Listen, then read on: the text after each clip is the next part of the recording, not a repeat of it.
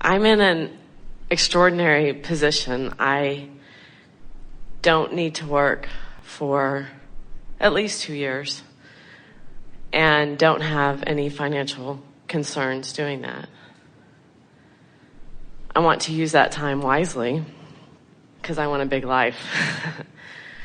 When I'm at home and I'm with myself, I really feel wonderful about this and so blessed to be in this position.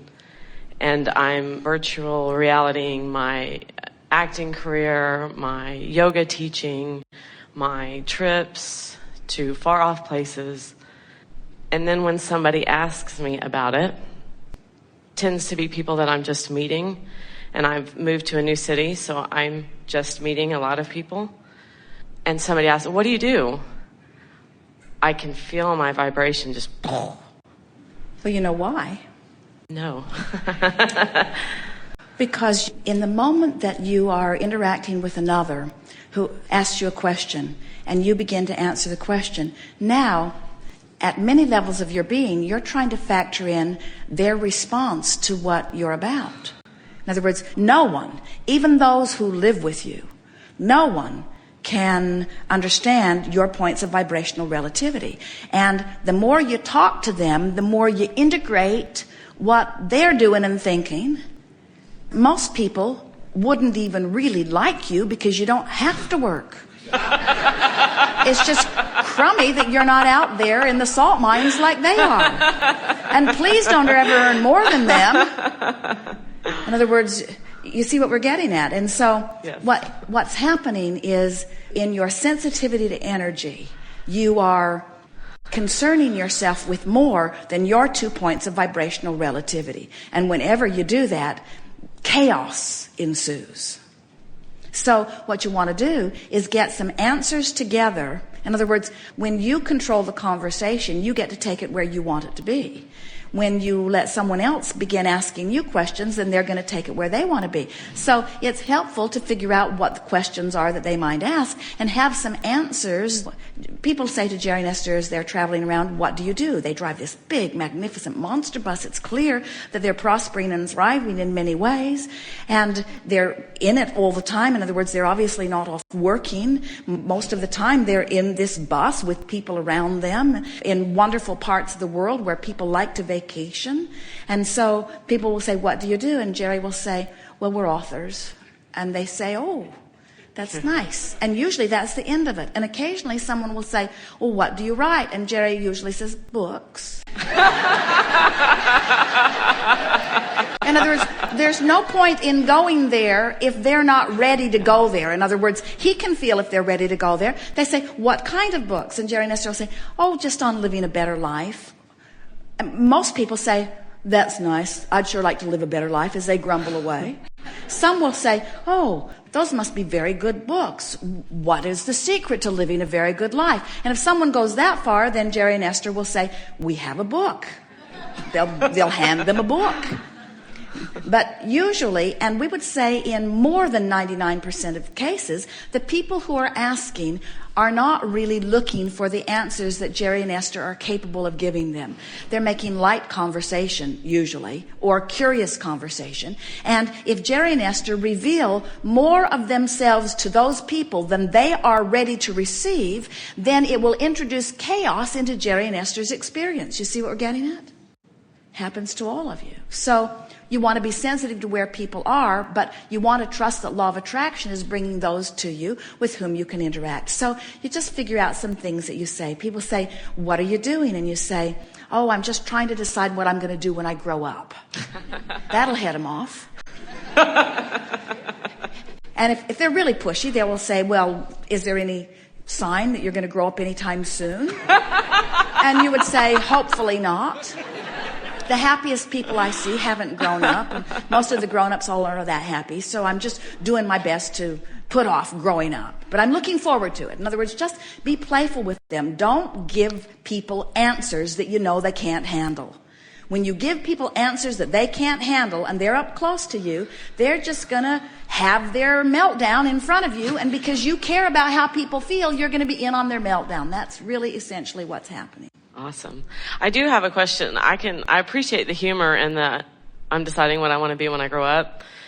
But in kind of taking that kind of route sometimes, I feel like a flake. It makes me feel very flaky. Some of the most magnificent creators we know, by your standards, would be considered flakes. Ah, right. Do you know the majority of the masters on your planet didn't have an education? That's flaky, isn't it? Yeah. Most of them were not employed by someone else, couldn't hold down a job. Many of them were put in jail for being different, you see. In other words, flaky, flaky, flaky, flaky, criminal derelict.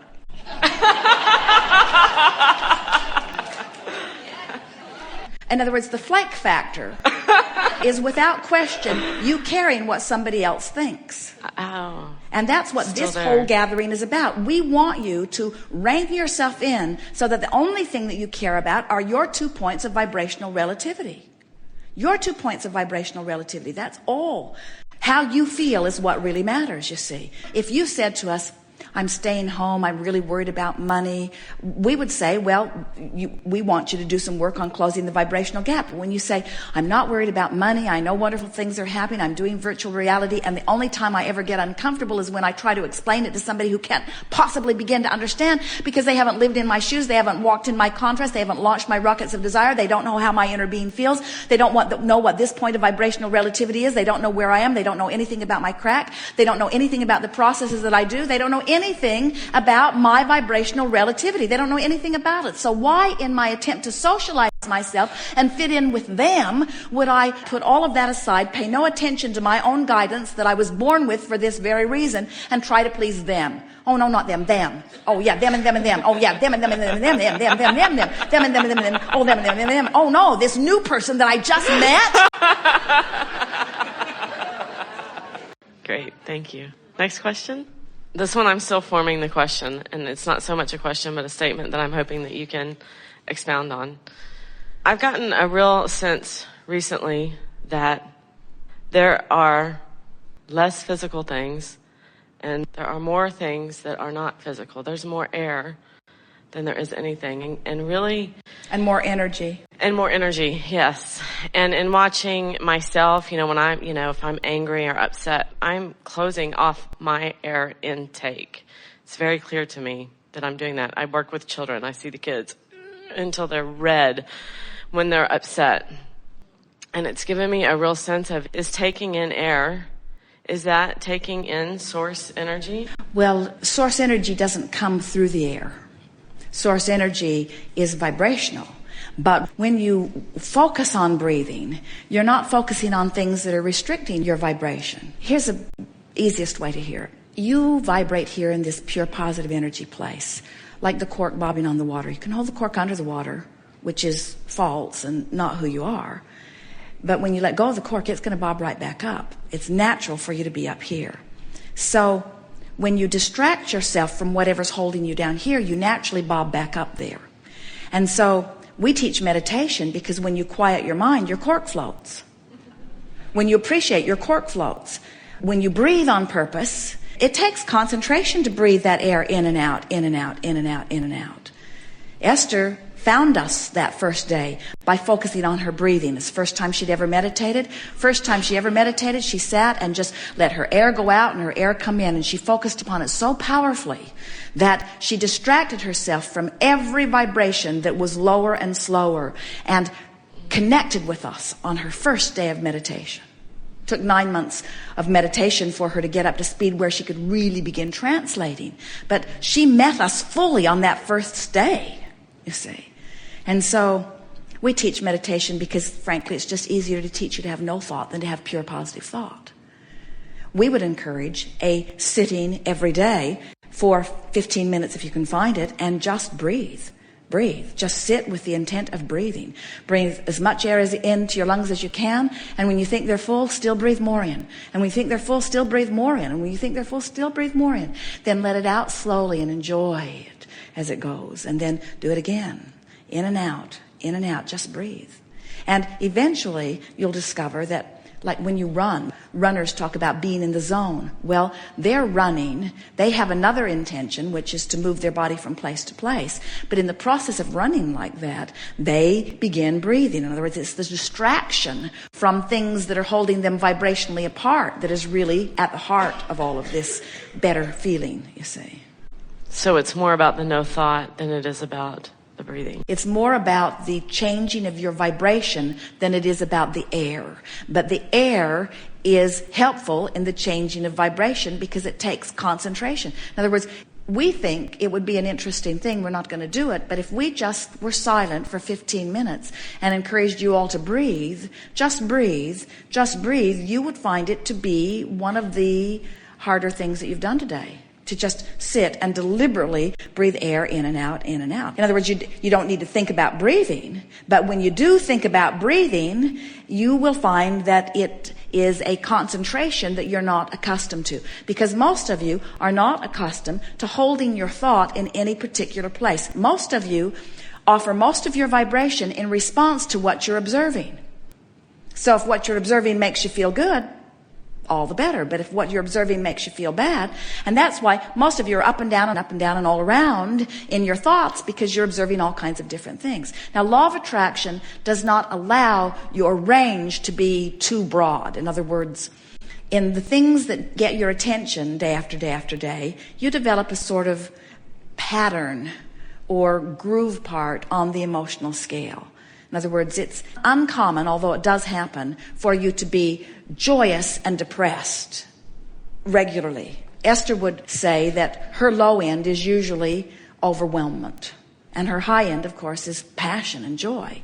And she's more often on the passion and joy end than she is on the overwhelmment end, but she rarely dips much below that. And so her set point is more up here in belief and knowing and feeling good. And so the majority of her life that comes by law of attraction reflects that vibration. Everything about everyone's life reflects where their averages are on the emotional scale. And of course, it's possible to feel joyous about money, as you said, and worried about a child, maybe, or angry about something that your neighbor did. And it depends on how much airtime each of those subjects are getting, which causes your sort of average vibration. So somebody who's just angry all the time is a vibrational match to a certain set of diseases, while someone who's just optimistic, joyful all the time is a match to a certain kind of bodily conditions, while someone who's overwhelmed all the time is subject to a certain kind of bodily conditions. In other words, you get so that you can understand not only why everything is happening to you, but as you are privy to the moods and attitudes of those who surround you, it's not hard to figure out why they're getting everything that they're getting. When something gets your attention and you focus on it for a little while and it activates that vibration within you, now law of attraction is going to bring more things like that. That was Jerry's pronouncement to Esther when the water was on the kitchen floor. Esther said, "Isn't this interesting?" And Jerry's words were, "It must be your point of attraction." And Esther said, "I guess. I accept it. I guess that it is." And it certainly was Esther that had been feeling like that. In other words, it was not a match to the way Jerry had been flitting around. He had been a happy bugger. Okay, last one. And it goes right with the opening, in that being a purposeful co-creator and then getting something that doesn't feel good. And sometimes feeling, blaming myself for that. But my dominant belief in that is that the universe knows better than I do. Well, it does, certainly. But an even better belief to be shooting for and reminding yourself of until you absolutely know it is that things are always working out for you. In other words, we told the story about Esther because we want you to understand how really silly it is for anything to get you down. Because the solution is only a vibrational improvement away. You've come to believe so much in the power of circumstances. In other words, the war in the Middle East, what's going on with this administration, what's happening with the economy, what's happening with things that feel out of my control or even things that are closer to me that I feel that I ought to control. When you finally get it, that your improved feeling is only a thought away,